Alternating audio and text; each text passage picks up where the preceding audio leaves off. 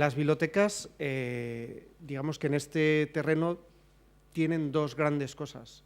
Una, la fundamental, que es la función, ¿no? El servicio público que tienen que dar ante la desmaterialización del libro, que hace que, en principio, el espacio carezca del...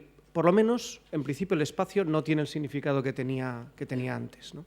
Y aquí me acuerdo de un responsable de una red de bibliotecas muy grande que cuando le hablaba hace, en el 2004, del proyecto de Casa del Lector, que es el centro que vamos a abrir en Madrid, yo se lo explicaba casi tirando de la arquitectura. Yo decía, cuando a un arquitecto se le pone el programa para un edificio, en el caso de una biblioteca, lo lógico es hablar de un 80% a lo mejor dedicado a almacenamiento de libros y puestos individuales de lectura, un 80% del espacio. Nosotros intuimos, en aquella época intuíamos que lo digital, tarde o temprano, llegaría. Los antecedentes que teníamos era el horrible Rocketbook, ¿te acuerdas? Bueno, pues intuíamos que se iba a desmaterializar el libro. Pero la función de la biblioteca no solo permanece, sino que se intensifica. Porque la gente, cuando tira desesperadamente de páginas o de cuentas de Twitter para compartir las lecturas, es porque necesita hablar sobre lo que lee con otros. Y esto es mucho más potente cuando se hace en un entorno bibliotecario, en un espacio, y se comparten y se cuenta con profesionales que pueden ayudar, que pueden dirigir, que pueden formar. Ese es un terreno. El segundo terreno es el de la Guerra de las Galaxias, ¿no? El de la Guerra de las Galaxias, no tengo 4 horas, ¿no?, para explicarlo, pero básicamente es una guerra total por definir, por establecer, por prevalecer en el establecimiento de un modelo económico en la cadena del libro. Cuando Fiona Marriott vino hace 2 años a Salamanca y nos explicó cómo gestionaban ellos con Overdrive el préstamo digital, aprendimos muchísimas cosas, pero una cosa que nos dejó un poco espeluznados es el coste mensual que tiene para ella la cuenta de Overdrive. El sistema al final probablemente irá hacia un pago por préstamo, que no pagará el usuario, pero que iremos a una cosa parecida a la licencia. ¿Qué problema tenemos? ¿Quién marca los precios? Y cuando hace un rato aludía a las demandas judiciales, ojo, que también Apple, o sea, el modelo de agencia, ahora mismo está sometido a investigación por el Departamento Federal Antitrust, desde hace semanas. ¿Qué es lo que se está dirimiendo ahí? Se está examinando un modelo en el cual Steve Jobs, el día de la presentación del iPad, le dice a los editores, oye, no estáis contentos con Amazon, porque Amazon os obliga a poner un PVP siempre inferior a los $10. Venid conmigo, os dejo poner el precio que queráis. Yo me llevo el 30%. Entonces, ¿qué problema tiene esto? Pues que los precios, como dicen los americanos, están inflados. Entonces, en vez de costarme 9 euros, pues me cuesta 90. Bueno, no voy a exagerar, 25. Este es un problema muy importante porque la sostenibilidad del esquema bibliotecario también depende, bueno, del coste que tiene el uso por parte de los socios de la biblioteca de los contenidos. Esto es para lanzar 2 posibilidades. Allí hay una mano.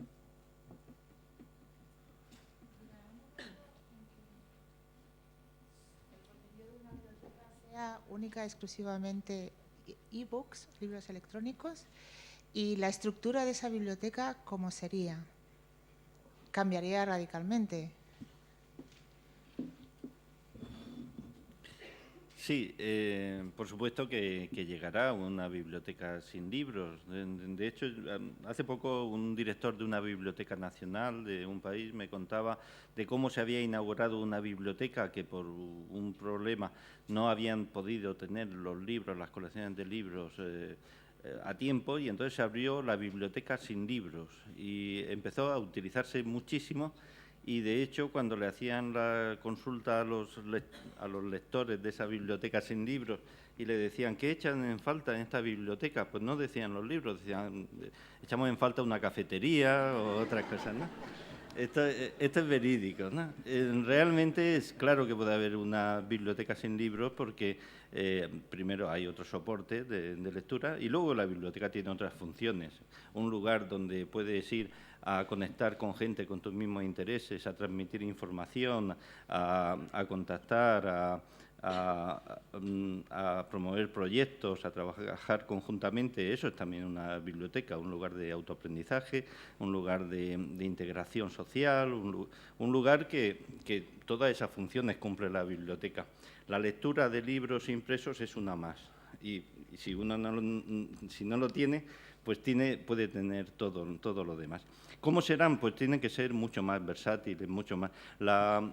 Un poco la directriz de una biblioteca ahora tiene que ser la libertad, que la persona entre allí y tenga libertad para poder hacer cosas muy distintas con personas muy distintas y dedicarse desde al ocio, al autoaprendizaje, a la discusión, a la lectura.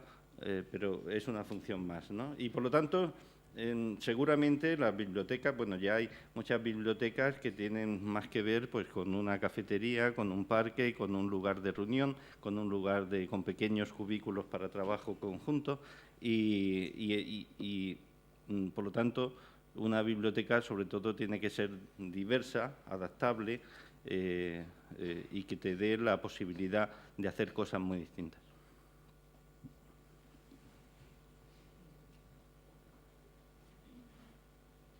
¿Algo más? No, quería señalar solo una cuestión, digamos, un peligro, entre comillas, con el que nos podemos encontrar, que yo lo situaba a raíz de una propaganda de la red de bibliotecas de Barcelona, que era un gran cartel mural que decía algo así como ven a la biblioteca, y la imagen era un señor leyendo el periódico, uno delante de un ordenador y otro con un ebook en la mano. Bueno, la pregunta es, ¿no será que por ir a estas demandas nuevas, la biblioteca va a traicionar parte de su esencia? Es decir, lo que se veía en esa propaganda era un cibercafé. El cibercafé podía estar muy bien, pero era eso. ¿No será que por acercarnos a estos quizás señuelos contemporáneos nos apartemos de nuestra auténtica esencia? Esta es otra cosa que suelto.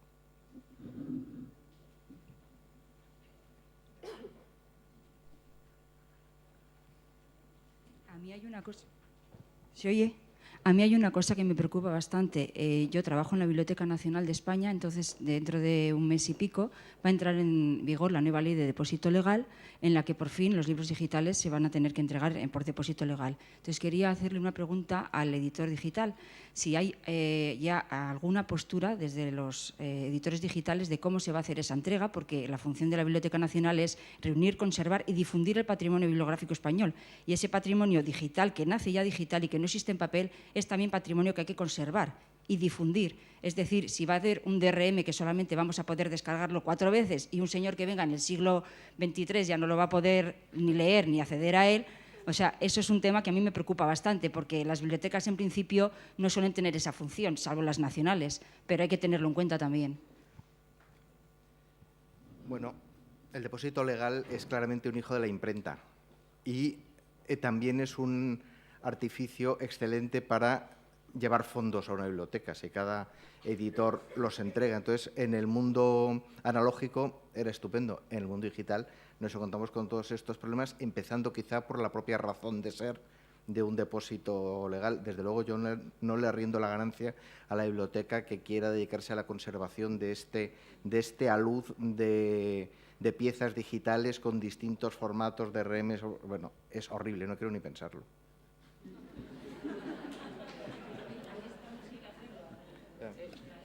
Si me permites, el modelo actual de los formatos y de los DRMs y demás es que directamente no puedes hacerlo. Es absolutamente inviable. O sea, tendrían que, y creo que no está legislado, la última vez que leí acerca de cómo es el depósito digital,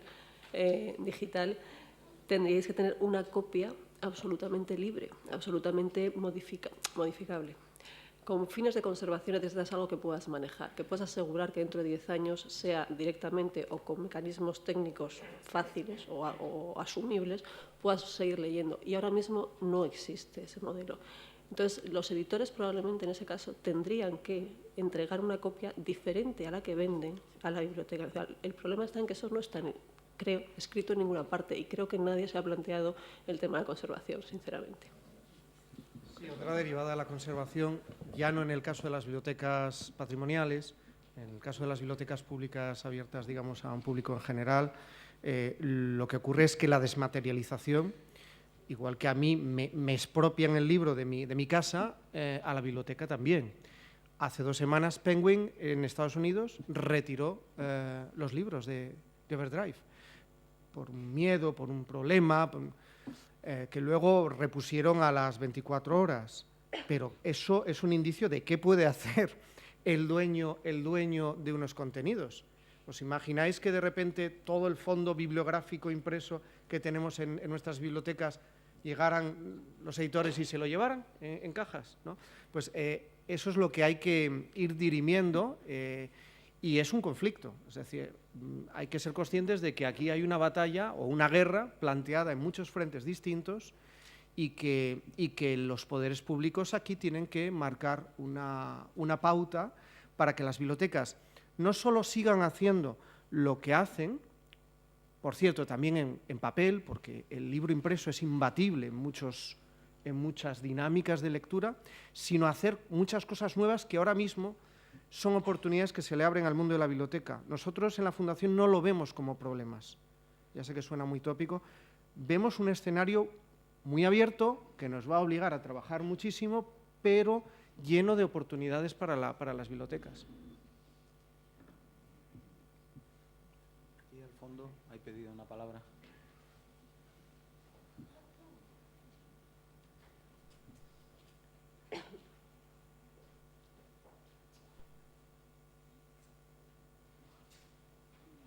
Hola, buenos días. Yo vengo de la biblioteca municipal, grande, pero biblioteca municipal. Entonces, yo me planteo, y sobre todo he venido también para enterarme un poco de cómo va la dicotomía ahora, la que tenemos nosotros planteado, por ejemplo. Estamos hablando de que todo esto está cambiando y a unas velocidades amplísimas. Estaban comentando pues, que como el inicio de la fotografía, estamos en una época, voy a nombrar la palabra maldita, de crisis. En una biblioteca municipal tenemos que comprar libros.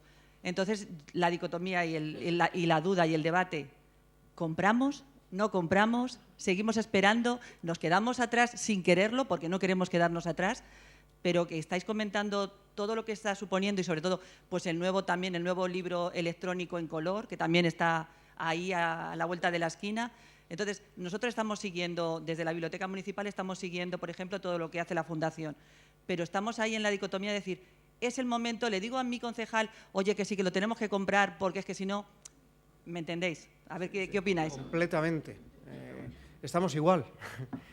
El problema es que seguro que vas a tener opiniones distintas, porque yo soy consciente de que esto es así. Yo voy a dar la mía.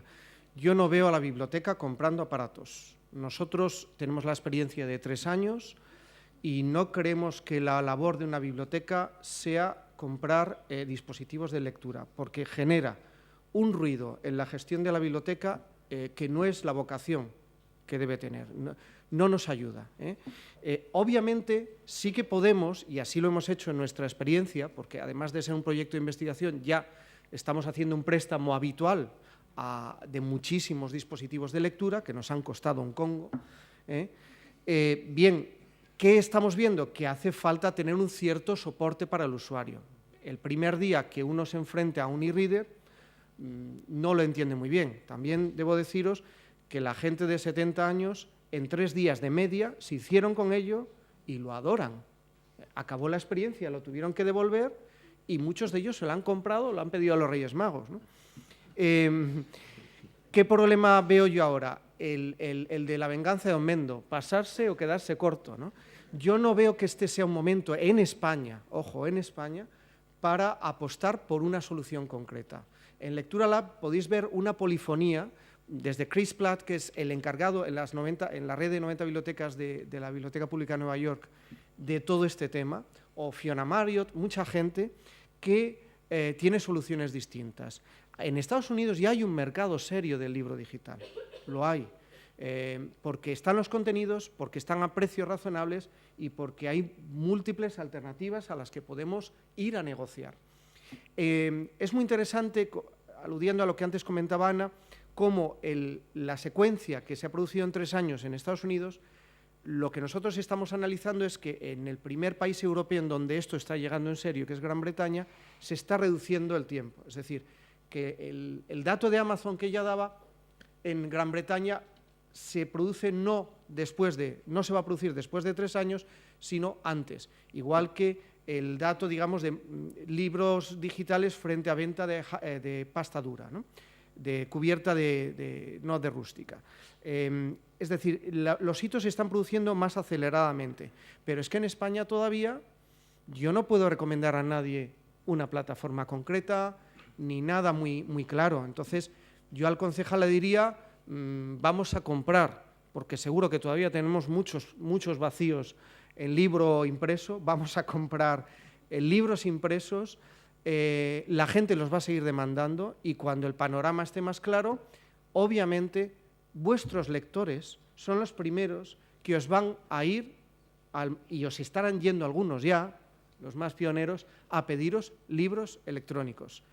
Creo que hay que escuchar mucho al lector y luego buscar la solución menos mala, porque en el mercado español de hoy solo puedo decir eso, la solución menos mala, ¿eh? Permites poner, no es pero poner la otra cara de la moneda. Hay que esperar, tienes toda la razón, no es un momento para hacer probablemente nada muy dramático. No es lo mismo, pero las bibliotecas que las editoriales o que los sistemas de distribución de libros y venta. Pero en algunos temas se parecen y precisamente lo que han hecho las bibliotecas en España, hablamos, las editoriales, temas de distribución y demás, es decir, vamos a esperar a que el panorama esté más limpio. Y el problema de esperar a que el panorama esté más limpio es que se lo han limpiado. O sea, en este momento ya casi tienes que hablar con Amazon o tienes que hablar con Apple si quieres entrar en ese negocio. No es así exactamente, ¿eh? Hay matices. Pero se parece bastante a la realidad ahora mismo, porque hay gente que lleva muchos años haciendo experimentos, haciendo tecnología, haciendo modelos de distribución. No es el mismo caso de las bibliotecas, pero quizá convendría que empezaran a experimentar con cosas no demasiado digamos, onerosas, no que te hipotequen la vida, vamos a decirlo así, pero muchos empiezan ¿por qué? Pues por dominio público, que es una cosa pues, relativamente razonable, buscar un número de ediciones buenas, porque una de las cosas que demanda el mercado español en todos los conceptos son ediciones buenas en electrónico, que no hay, o hay muy poquitas, porque no nos confundamos, el mercado español de los usuarios españoles del libro electrónico que no leen clásicos o que no leen solo clásicos, bajan los libros de la red, no los van a comprar en ningún sitio porque no tienen dónde ir a comprarlos, empezando por ahí. Entonces, las ediciones no son buenas, no están cuidadas y muchas veces pues, son bastante penosas. Ediciones buenas, de lo poco que se pueda dar, probablemente es un muy buen paso para dar contenidos digitales. En lo que estoy completamente de acuerdo también es que no tiene ningún sentido desde las bibliotecas, creo, el prestar dispositivos electrónicos, más que para proyectos de investigación como decía. O sea, lo que es el soporte los usuarios tienen, y si los tienen los conseguirán, vamos, no es un problema de las bibliotecas, creo ese. Bueno, sí, una cortita que estamos en hora. La última. Hola, buenas a todos.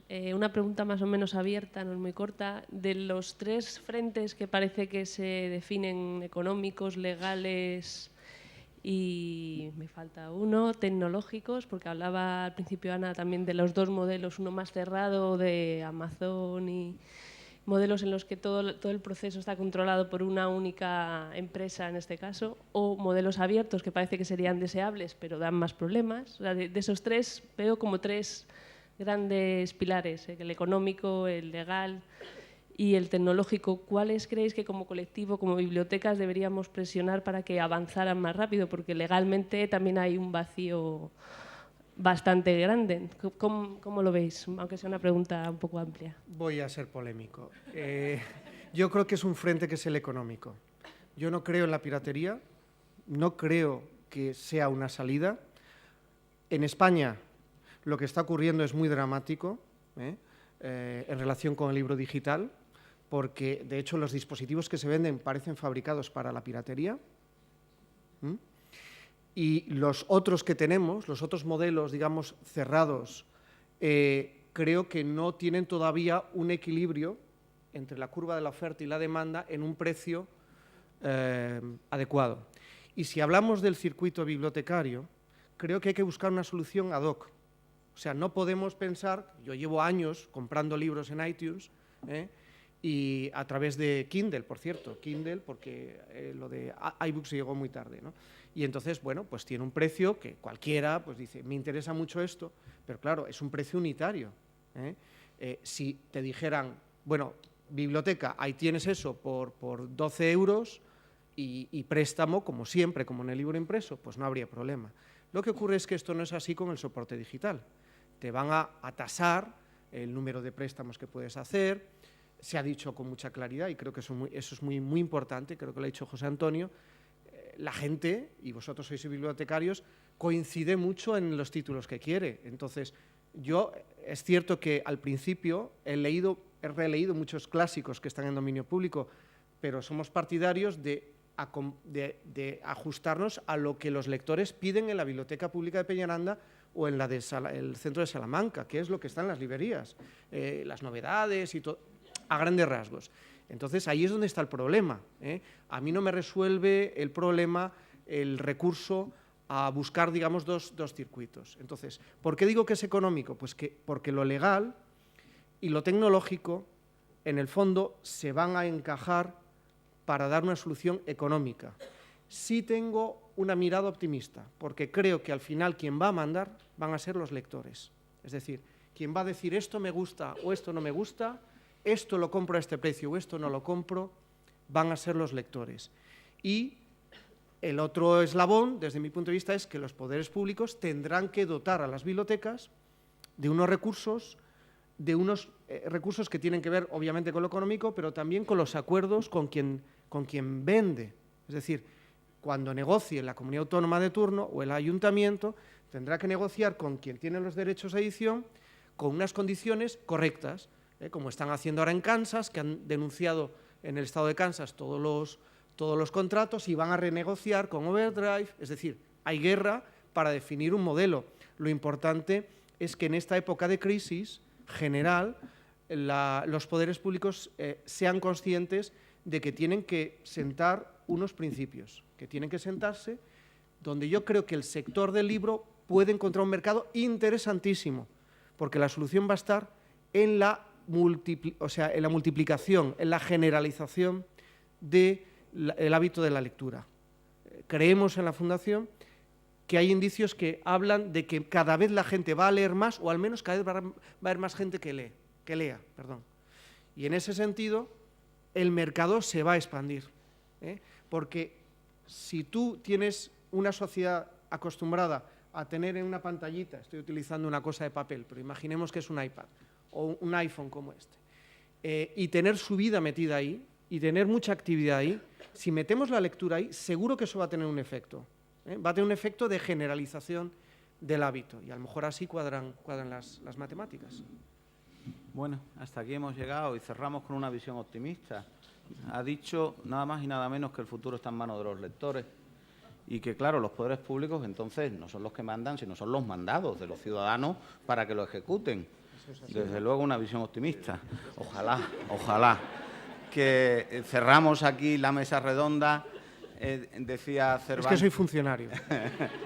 Decía Cervantes en el prólogo a las 8 comedias que sus comedias se habían representado sin ser premiadas con lanzamiento de pepinos, tomates y otras verduras. Creo que a nuestros ponentes les ocurre lo mismo, que lo que le debemos premiar es con un aplauso. Gracias a todos. Gracias. Me ha encantado tu intervención, ¿eh? Muy bien.